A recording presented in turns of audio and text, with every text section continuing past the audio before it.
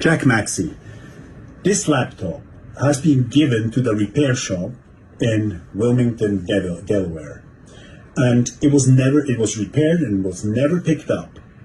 And when you looked into it, how many gigabytes of documents did you find? What is the range of documents and what's the time span of documents? The original copy had 320 gigabytes, more or less, of information on it. That included the Apple operating system.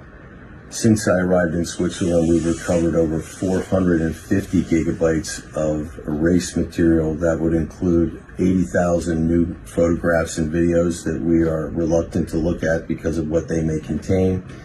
It also includes another 200,000 or 300,000 text messages, another 150,000 emails. It also looks like Hunter put spyware on all of his family's phones, so it looks like we have mirrored images of 5 or 6 family phones. It's really quite horrifying. One of the things that we also found were DoD root certificates that seem to give Hunter access to the Department of Defense's email servers, and looked like some of them were admin that allowed him to make them. Now, the time span, it's from 2010 to 2019, correct?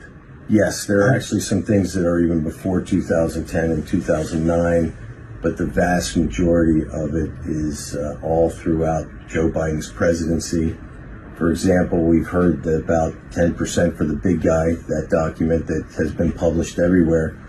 Just recently, this morning, we put in the big guy in a search term in all of the emails that we now have access to, and we found that term used 93 times, and with a bigger search, we'll probably find more. The reason why Hunter Biden had access to some of the richest people in the world, and also to substantial governments like the Chinese, the Russians, that is because of his father's role as vice president. So he was traveling around the world doing businesses on Air Force Two, on the private airplane or on the official airplane of the vice president.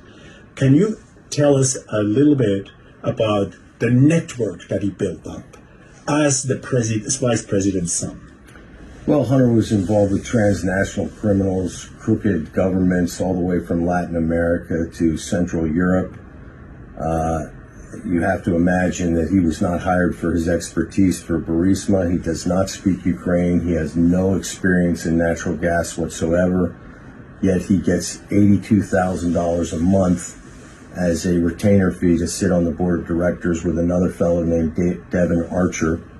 Devin Archer's relationship to John Kerry is very tight. He was his body double during his run for president, and he was the roommate of Christopher Heinz, John Kerry's stepson, a scion of the Heinz ketchup family.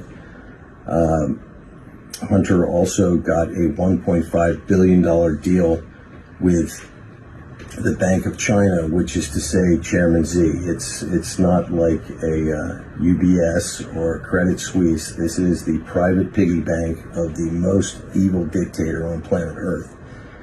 Now, to give you an idea of Joe Biden's involvement, he had 2 mandates by Barack Obama. One was to make sure that the Russians pulled out of Crimea. He failed miserably. But shortly thereafter, Hunter got an $82,000 a year job working for Burisma, most of whose assets are inside Russian-occupied Crimea. When you look at the deal with Bohai Harvest, the Chinese-backed private equity fund, Joe Biden was sent to China with the specific purpose of making sure that they did not build those landfill aircraft fields in the South China Sea, and that those sea lanes would be kept open for global commerce. This is almost 175-year aim of the United States Navy, and he failed there miserably. On that trip, he went on Air Force Two with Hunter Biden, and a month and a half later, Hunter Biden got a $1.5 billion commitment in a private equity fund in which Hunter was a 10% owner. There were 2 other partners in that. One was, again, Devin Archer, his buddy on the Burisma board, and a third was a fellow named James Bulger. James Bulger is named for his uncle, Whitey Bulger, who is probably the most notorious criminal in the history of Boston and surrounded a tremendous corruption scandal inside the FBI where one agent in particular participated in murders. Now, I don't think there's any coincidence that Robert Mueller was also the U.S. attorney in Boston while all these things were occurring.